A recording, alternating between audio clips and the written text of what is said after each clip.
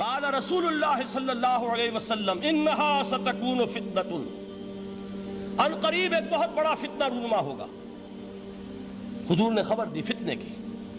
حضرت علی فرماتے اس پر میں نے عرض کیا، قلتو، میں نے عرض کیا مل مخرج منہا یا رسول اللہ، اے اللہ کے رسول اس سے نکلنے کا راستہ کون سا ہوگا؟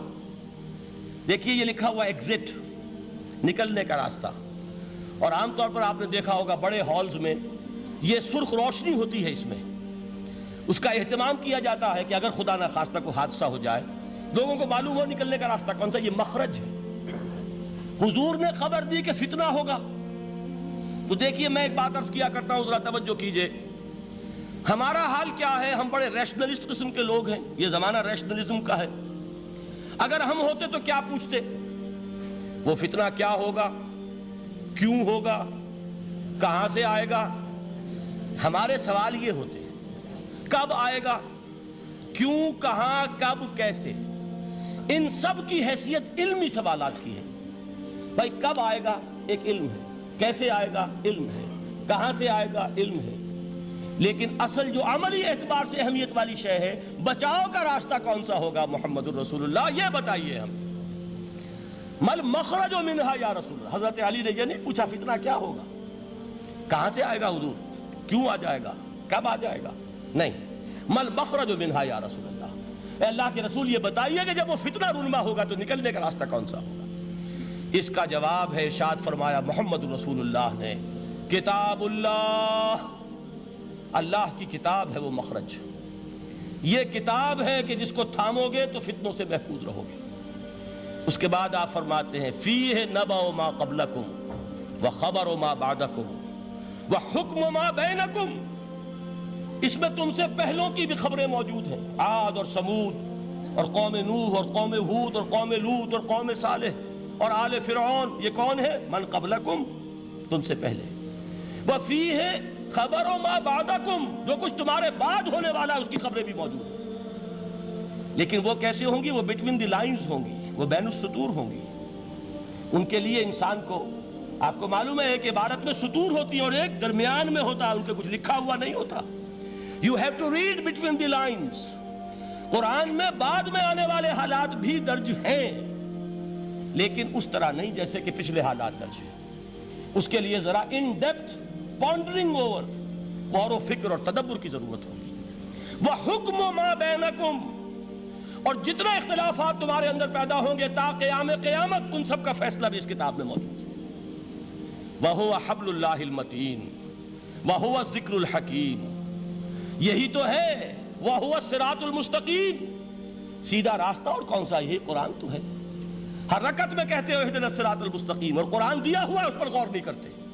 عجیب تماشا ہے ہمارا، نماز کی ہر رکعت میں اہدنا الصراط المستقیم، اور حضور فرمائے وَهُوَ الصراط المستقیم، صراط مستقیم یہ قرآن ہی تو ہے، الذکر الحکیم یہ قرآن ہی تو ہے، وَهُوَ حبل اللہ المتین، اور یہی ہے اللہ کی مضبوط رسی۔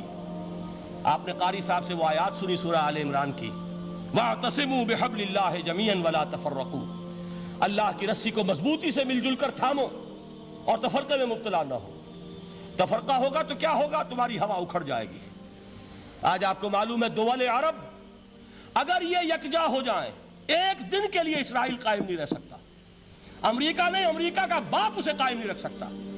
اگر امت عرب ہی جمع ہو جائے، عالم اسلام تو بڑی شے ہے، جو وسائل ان کے پاس ہیں، جو اللہ تعالیٰ نے ان کو نعمتیں عطا فرمائی ہیں، لیکن افتراق، انتشار، اختلاف، جتھے بندی، گروہ بندی، دھڑے بندی، اس نے اسرائیل کا خنجر ان کے سینے میں پیوست کیا ہوا ہے۔ اس لیے کہ فَتَذْهَبَ رِيحُكُمْ، اگر تم اختلاف کرو گے تو تمہاری ہوا اکھڑ جائے گی۔ آج وہ ہوا اکھڑ چکی ہے۔ تو فرمایا وَاعْتَصِمُوا بِحَبْلِ اللَّهِ جَمِيعًا وَلَا تَفَرَّقُوا، اللہ کی رسی کو مضبوطی کے ساتھ مل جل کر تھامو اور تفرقے میں مت پڑو۔ حضور فرما رہے ہیں وہ اللہ کی رسی کون سی؟ ہوا حبل اللہ المتین، یہی قرآن ہے اللہ کی مضبوط رسی۔ علامہ اقبال نے کیا خوب کہا ہے، علامہ اقبال نے قرآن اور حدیث کے حقائق کو جس طریقے سے اشعار کا جامع پہنایا ہے، وہ تو خود کہتے ہیں گوہر دریائے قرآن سفتام، میں نے قرآن مجید کے دریا سے موتی نکال کر اپنے اشعار کے اندر میں نے چن دیے ہیں، میرا کام اور کچھ نہیں ہے۔ موتی کوئی بھی غواص پیدا نہیں کرتا، دریا کی گہرائی سے نکال لاتا ہے۔ یہ میری حکمت نہیں ہے جو میرے اشعار میں ہے، یہ میں نے قرآن مجید کے دریا میں غوطہ زنی کر کے اس سے یہ موتی نکالے، گوہر دریائے قرآن سفتام۔ اب دیکھیے اسی حدیث کے اس ٹکڑے کو کیسے شعر میں لائے ہیں۔ از یک آئینی مسلمان زندہ است، پیکرے ملت سے قرآن زندہ ہست۔ مسلمان کی زندگی تو ایک آئین کے بدولت ہے، یہ آئین قرآن۔ جو کہا تھا کبھی قائد اعظم مرحوم نے، جب پوچھا گیا تھا کہ آپ کے پاکستان کا دستور کیا ہوگا، کیا فرمایا تھا یاد کیجئے کہ ہمیں کسی نئے دستور کی ضرورت نہیں، ہمارا دستور 1400 برس پہلے طے ہو چکا ہے۔ یہ ہماری بدقسمتی ہے جو کچھ کہا تھا قائد اعظم نے کہ God has given us a golden opportunity to prove our worth as architects of a new state, and let it not be said that we didn't prove equal to the task۔ میں معذرت کے ساتھ عرض کروں گا حضرت کہ واقعہ یہ ہے کہ ہم اس کے equal to the task ثابت نہیں ہوئے۔ قائد اعظم کا دیا ہوا پاکستان آج دنیا میں موجود نہیں ہے، اس کا ایک حصہ اپنے نام سے دستبردار ہو کر بنگلہ دیش بن چکا ہے، اس نے اپنی تاریخ کو خیر بات کہہ دیا ہے۔ حالانکہ مسلم لیگ کی جنم بھومی ڈھاکہ ہے، 1906 میں ڈھاکہ میں مسلم لیگ نے جنم لیا تھا، اور اگر وہ صرف ہم سے علیحدہ ہوتا یا گہرا صدمہ ہوتا، لیکن یہ کہ اس نے جب نام بدلا ہے در حقیقت اس نے اپنے تاریخ سے، اپنے پس منظر سے استعفیٰ دیا ہے۔ یہ ہمارا دوہرا ہمارے لیے صدمے کی بات ہے۔ کیا 2 یمن موجود نہیں ہیں؟ ان میں سے کوئی ایک بھی اپنا نام چھوڑنے کو تیار ہوگا؟ کیا 2 جرمنی دنیا میں موجود نہیں ہیں؟ کوئی ایک بھی ان میں سے اپنا نام چھوڑے گا؟ کیا 2 کوریا نہیں ہیں؟ 2 ویتنام نہیں ہیں؟ تو کیا 2 پاکستان نہیں ہو سکتے تھے؟ ہو سکتے تھے۔ میں یہ کہا کرتا ہوں کہ یہ گہرا صدمہ ہے علیحدگی، اور دوہرا صدمہ ہے، اور اس سے کہیں زیادہ بڑا کہ انہوں نے اپنا نام بدل لیا، اپنی آئیڈینٹی چینج کر دی، انہوں نے وہ نام اپنے ماتھے سے اتار کر خلیج بنگال کے اندر دبو دیا۔ یہ بہت بڑی سزا ہے جو ہمیں ملی ہے۔ کیوں ملی ہے؟ کہ ہم نے 25 برس تک اس جس کو کہا تھا کہ وہ ہمارا آئین ہے، اس کو آئین نہیں بنایا۔ ہم نے دنیا کے سامنے جھولیاں پساری، ہم نے طرح طرح کے نظاموں کو آزمایا، لیکن اس قرآن کی طرف پیش قدمی نہیں کی۔ اللہ تعالیٰ ڈھیل دیتا ہے لیکن سزا بھی بہت سخت ہوتی ہے۔ ان بطش ربک لشدید، وہ ہم پر کوڑا برسا ہے۔ تاریخ انسانی کی عظیم ترین شکستوں میں سے ایک شکست ہے کہ جو ہمارے ماتھے پر کلنک کے ٹیکے کی طرح موجود ہے۔ اللہ کرے کہ آئندہ یہ تاریخ اپنے آپ کو نہ دہرائے۔ لیکن میں عرض کر دیتا ہوں آپ سے، جو ہمارے لچھن ہیں، جو ہمارا طرز عمل ہے، جو ہمارے لیل و نہار ہیں، جو ہمارا انداز ہے، اللہ کے دین کا استہزاء اور تمسخر، جس طرح اللہ کے ساتھ مذاق ہم کر رہے ہیں، اس کا شاید اس سے بھی کہیں زیادہ برا نتیجہ نکلے۔ اللہ مجھے اور آپ کو اور ارض مقدس پاکستان کو اس انجام سے بچائے۔ لیکن اس کے لیے کام کرنا ہوگا، صرف کہنے سے بات نہیں بنے گی، کمر کسنی ہوگی، ہمت جو ہے پھر انسان کو اثر نو، ایک نئی تعمیر، ایک عزم، ایک ہاتھ میں قرآن اور ایک میں تلوار لے کر یہ امت پھر دوبارہ میدان میں آئے۔ بہرحال عرض یہ کرنا تھا، اقبال کہتا ہے از یک آئینی مسلمان زندہ است، پے کرے ملت سے قرآن زندہ ہست، ماں ہما خاک و دل آگاہ اوست، اعتصامش کن کہ حبل اللہ اوست۔ تامو اس کو مضبوطی کے ساتھ، حبل اللہ یہی قرآن ہے۔ یہ یک آئینی اور پیکر قرآن کی زندگی، پیکر ملت کی زندگی جو ہے اس قرآن کی بدولت ہے۔ تو حضور نے کیا فرمایا؟ فتنے سے بچنے کا راستہ کون سا ہے؟ کتاب اللہ فیہ نبأ ما قبلکم وخبر ما بعدکم وحکم ما بینکم وہو الصراط المستقیم وہو حبل اللہ المتین وہو الذکر الحکیم۔ ایک 3 جملے اور سن لیجئے۔ هو الذی لا یشبع منہ العلماء ولا یخلق عن کثرت الرد۔ یہ قرآن وہ شے ہے جس سے اہل علم کبھی سیر نہ ہو سکیں گے۔ ولا تنقضی عجائبہ، اس کے عجائب کبھی ختم نہیں ہوں گے۔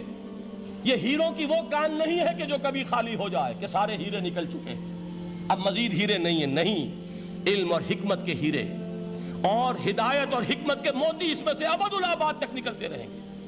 ضرورت صرف کھودنے کی ہے۔ میں نے وہ لفظ استعمال کیا تھا، آج کا قرآن کھودنا ہوگا، آج کی ہدایت اس قرآن سے نکالنی ہوگی۔ قرآن جب نازل ہوا آن دی سرفیس، بالکل ظاہر وہ تھی اس کی ہدایت جو اس دور کے لیے ضروری تھی۔ ہمیشہ کی ہدایت اس کے اندر رکھ دی گئی ہے، اس میں مضمر ہے، اس میں چھپی ہوئی ہے، اس کے لیے تدبر کی ضرورت ہے۔ کتاب انزلناہ الیک مبارک لِيَدَّبَّرُوا آیَاتِهِ وَلِيَتَذَكَّرَ أُولُو الْأَلْبَابِ، لوگ تدبر کریں، اس کی گہرائیوں کے اندر غوطہ زنی کریں۔ لا تنقضی عجائبہ، اس کے عجائب کبھی ختم نہیں ہوں گے۔ ولا یشبع منہ العلماء، اہل علم کبھی اس سے سیر نہیں ہوں گے۔ آپ کو سخت بھوک لگی ہوتی ہے اور کھانا کھانے کے تھوڑی دیر کے بعد اب آپ کا ہاتھ رک جاتا ہے، سیر ہو گئے، بہترین کھانا ہے لیکن نہیں کھا سکتے۔ اگر عام حالات میں وہ آتا تو کبھی نہ چھوڑتے، لیکن اب وہ آپ کا میزبان کہہ رہا کچھ اور لیجیے، تناول فرمائیے ذرا، یہ بھائی نہیں میں اب بھر چکا، یہ آپ کہتے ہیں کہ نہیں؟ حضور فرمایا یہ قرآن وہ شے نہیں ہے جس سے اہل علم کبھی سیر ہو سکے، ان کی پیاس بڑھتی چلی جائے گی، ان کے اندر quest of knowledge, search for wisdom بڑھتی چلی جائے گی۔ کبھی بھی انسان یہ محسوس نہیں کرے گا کہ مجھے جو لینا تھا میں لے چکا، بلکہ یہ کہ جیسے جیسے قدم آگے بڑھیں گے تہذیب کے، تمدن کے، علم کے، اتنے ہی قرآن جو ہے وہ آگے بڑھتا چلا جائے گا ہر دور کی رہنمائی کے لیے۔ لا تنقضی عجائبہ ولا یخلق عن کثرت الرد، بار بار کے پڑھنے سے اس پر بوسیدگی طاری نہیں ہوگی۔ دنیا کی اور کتابیں ہیں، ایک دفعہ پڑھ لیں گے، دو دفعہ پڑھ لیں گے، تین دفعہ پڑھ لیں گے، چار دفعہ پڑھ لیں گے، پھر جی نہیں چاہے گا۔ لیکن یہ کتاب وہ ہے، امام شافعی کا میں واقعہ آپ کو سناتا ہوں۔ وہ یہ کہتے ہیں کہ ایک مرتبہ میرے ذہن میں یہ سوال آ گیا کہ اجماع کے لیے بھی قرآن مجید میں کوئی سند ہے، دلیل ہے؟ سب مانتے ہیں کہ اجماع جو ہے سورس ہے قرآن کے، اسلامی قانون کی، جس پر کہ امت کا اجماع ہو جائے۔ تو کہتے ہیں میں نے 300 مرتبہ قرآن پڑھا اول سے آخر تک، صرف اس دلیل کی تلاش میں۔ 300 مرتبہ مجھے نہیں ملی، 301ویں مرتبہ جب پڑھ رہا تھا مجھے روشنی مل گئی۔ وہ یبتغی غیر سبیل المومنین کے جو الفاظ آئے ہیں، نولہ ما تولی ونصلہ جہنم، جو کوئی شخص مسلمانوں کے راستے کو چھوڑ کر کوئی اور راستہ اختیار کرے گا ہم اسے اسی کے حوالے کر دیں گے اور جہنم میں پہنچا دیں گے۔ معلوم ہوا مسلمانوں کا جس پر اجماع ہو